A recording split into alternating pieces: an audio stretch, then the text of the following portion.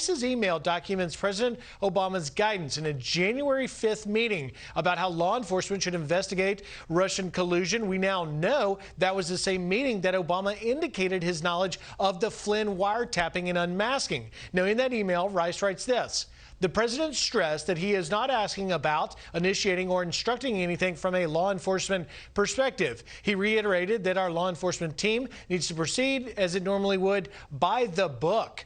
Meanwhile, more documents are expected to be released soon. The acting director of national intelligence, Rick Grenell, has declassified information that will show high-level Obama administration involvement in the origins of the Russian collusion probe.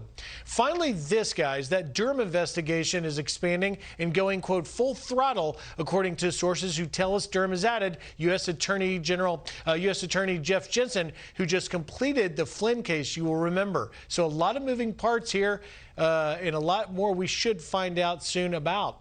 Brian, Ainsley, Steve? Whoever those guys are. Thank you very much, Griff, for the live report from Washington, D.C.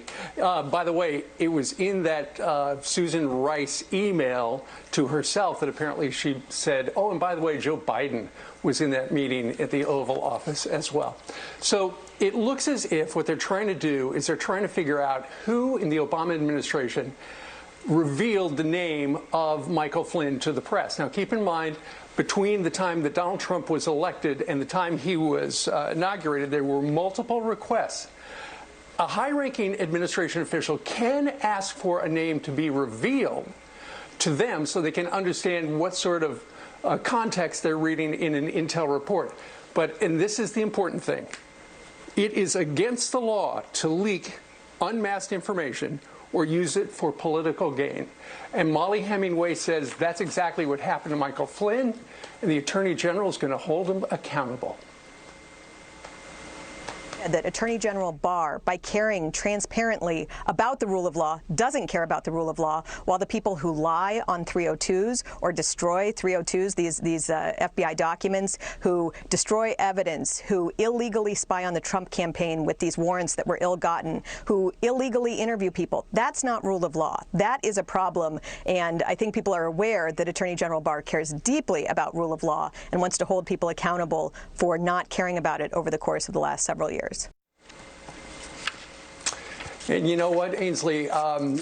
It is said by Flynn's allies that those phone calls with the Russian ambassador, that phone call was absolutely legit.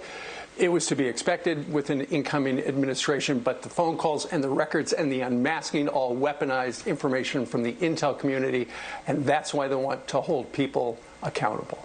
Yeah, our sources say that the Republicans on the Senate Judiciary Committee are now taking a closer look at all this because they're trying to put together this puzzle. We knew about the Susan Rice email, the email that she sent to herself on Inauguration Day at the end of January in 2017. We knew about that back in 2018 because of Senators Grassley and Senator Graham. And then now we learn about this when this information is coming to us. The 53 reports have been leaked out to us over the last week. And now we know that Sally Yates talked to the president. The president told her what was happening, that he was aware of the conversations between Michael Flynn and Ambassador Kislyak. She was very confused. Why didn't I know about this kind of thing? Because she's with a top-ranking official at the DOJ. Shouldn't she have known about that? But she was in this meeting with all these individuals, high-ranking individuals, and one of them was Susan Rice, and we have learned that one, it appears to be, was Joe Biden, Brian.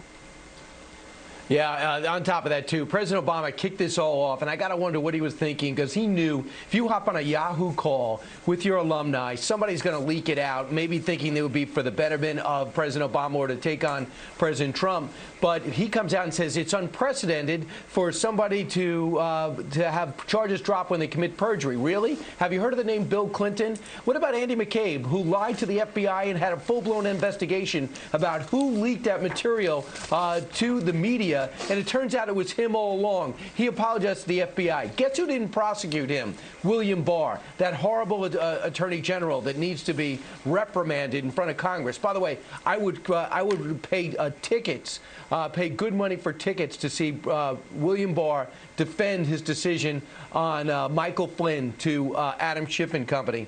If you look at the Wall Street Journal, called out President Obama for what he'd said about Michael Flynn and the president.